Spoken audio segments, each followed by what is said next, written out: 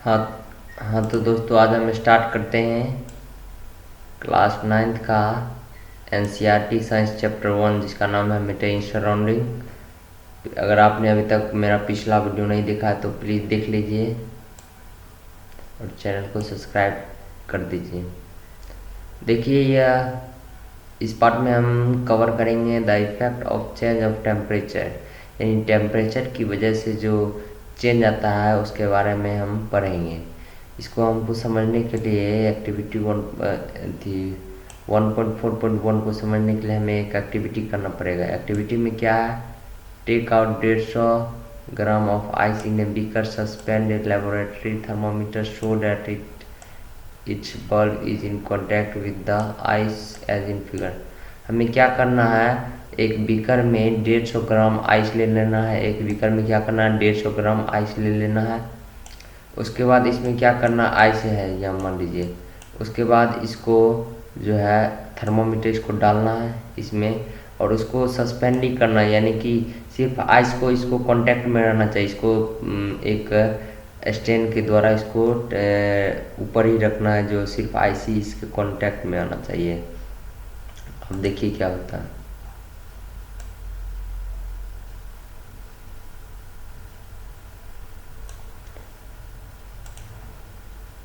आगे start heating beaker on A low flame. अब उस बीकर को थोड़े से फ्लेम पर ही जलाने का प्रयास करना है। Note the temperature of the ice start melting.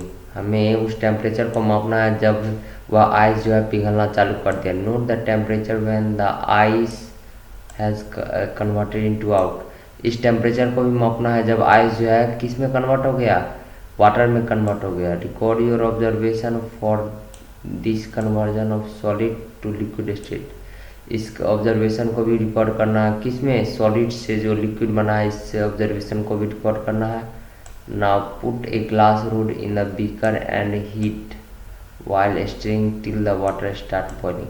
अब क्या करना है, जो वो बीकर में एक ग्लास रॉड डालना और उसको स्टीर करते रहना, मिलाते रहना है जब तक कि वाटर जो है वो उबलना चालू ना हो जाए। Keep a careful I on the thermometer reading till most of the water has vaporise.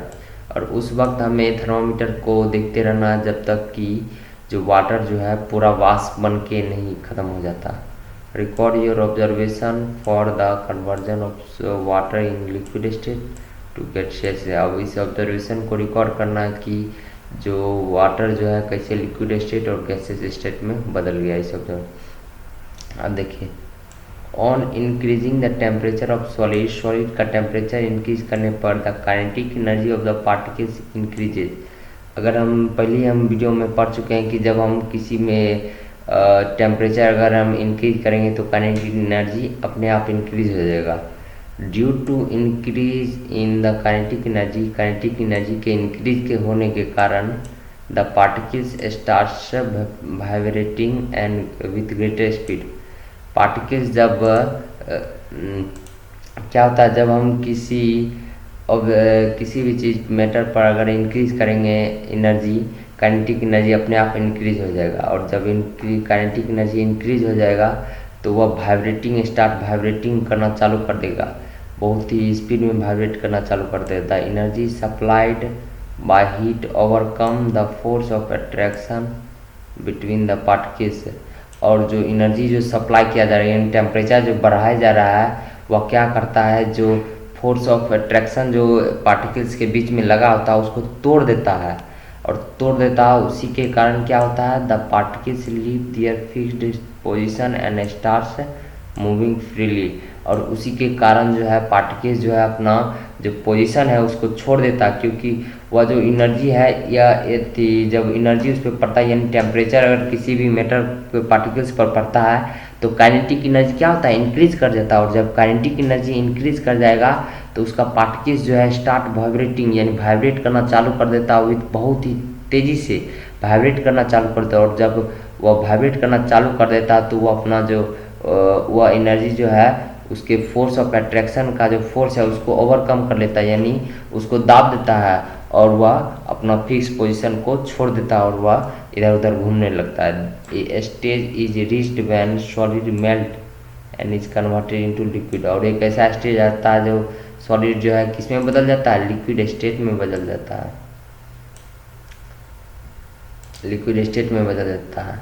The minimum temperature at which a solid melt to become a liquid at the atmosphere pressure is called its melting point.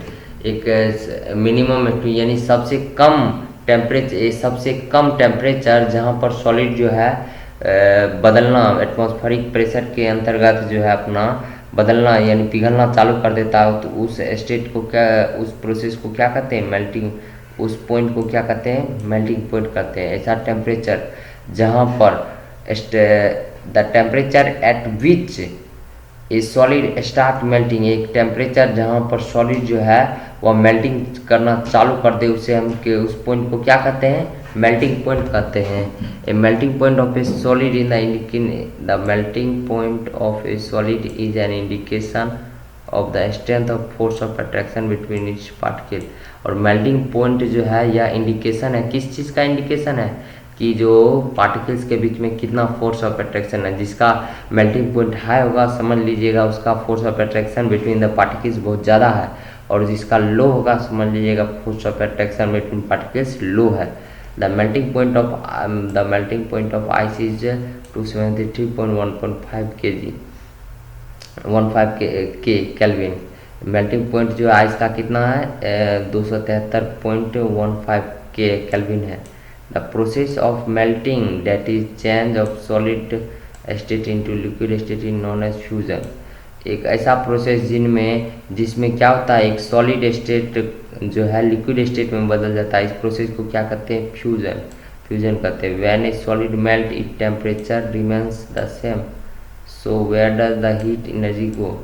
और जब temperature एक solid जो है अपना अवस्था बदलता है, यानी सॉलिड से लिक्विड बदलता है, उसका टेम्परेचर जो है सेम ही रहता है, तो प्रश्न उठता है तो वह जो है एनर्जी कहाँ गया, क्योंकि लिक्विड में ज़्यादा एनर्जी रहता है सॉलिड के अंतर्गत। तो you must have observe during the experiment of melting that the temperature of the system does not change after melting is reached। आप यह ऑब्जर्व किए होंगे कि इस एक्सपेरिमेंट में that the temperature of the system does not change, temperature नहीं बदलता है after the melting point is reached. Melting point जब रीच कर जाता है तब टेम्परेचर नहीं बदलता है, लेकिन उसका स्टेट बदल जाता है। Till the all the ice melt, जब तक कि पूरा आइस मेल्ट नहीं करता टेम्परेचर नहीं बदलता। This happen even though we continue to heat the beaker, यह तब तक चलते रहता है जब तक हम उस बीकर को हीट करते रहते हैं।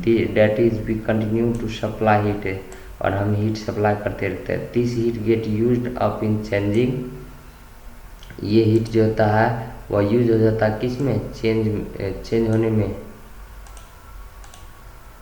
State by overcoming the force of attraction between the particles. और ये जो एनर्जी जो है वह उसमें मदद करता है कि उसका फोर्स ऑफ अट्रैक्शन जितना भी फोर्स लगा है उसको ओवरकम कर ले और अपना स्टेट बदल दे। As the heat energy is observe by the ice without showing any rise in temperature, और जो है हीट एनर्जी जो है एब्जॉर्ब कर लिया जाता है किसके द्वारा, आइस के द्वारा, बिना टेम्परेचर में राइज किए। It is considered it get hidden into the content of the beaker and is known as latent heat, और वह latent heat कहलाता है।